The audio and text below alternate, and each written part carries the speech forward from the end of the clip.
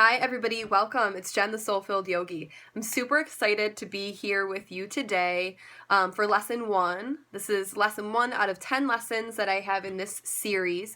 And it's just kind of like debunking or explaining some of the things that are talked about in the spiritual realm, right? So today is all about holistic healing. Like holistic healing, what does that even mean?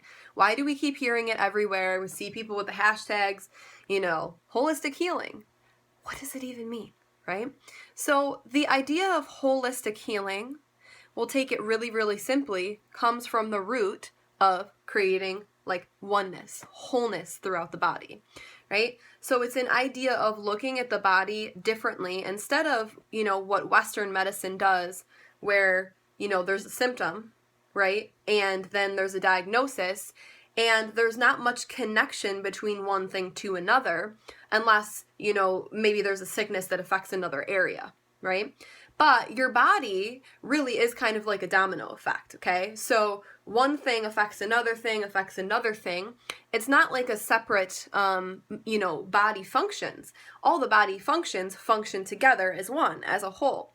And even one of the things that we talk about sometimes in the yoga realm now is where we once thought, muscles were all these separate groups that were kind of smacked together and then makes a function, where they're now talking about almost that the body, if you want to kind of think of the body as hollow, has been poured into, and that's how the muscles were created, right? So this kind of idea of this fascia thing where our whole body is just one big muscle, that was kind of like dumped in there, right?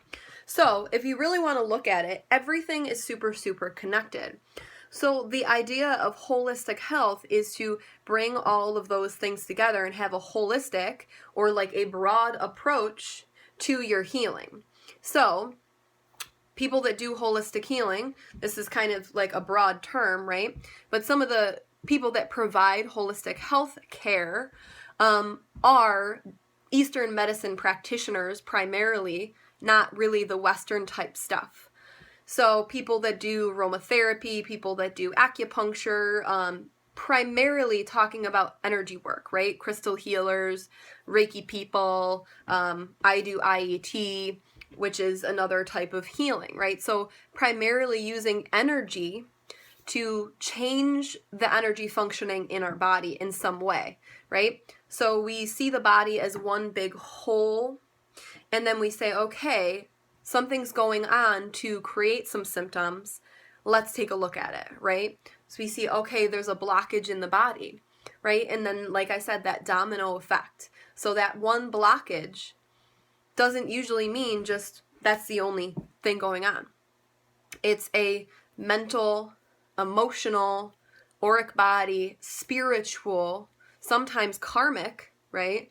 Sometimes karmic, like a whole massive picture, not just there's one thing, let's throw a pill in there and fix it, right? So we look at the big picture. What is the big picture? Okay. So even, like I said, I practice IET. It works on layers of the body, right? Physical, emotional, mental, that karmic, right? So it's using all of those layers and bringing healing via energy to all of those layers to remove some of the blockages and get things moving fluidly, right?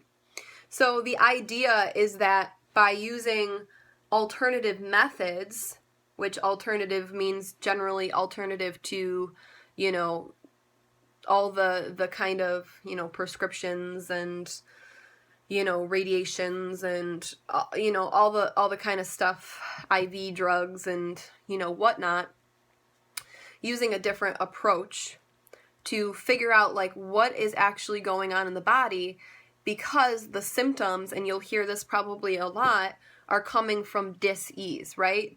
The word disease, if you break it down into dis-ease, right? Something in the body is unhappy, therefore it's causing a result.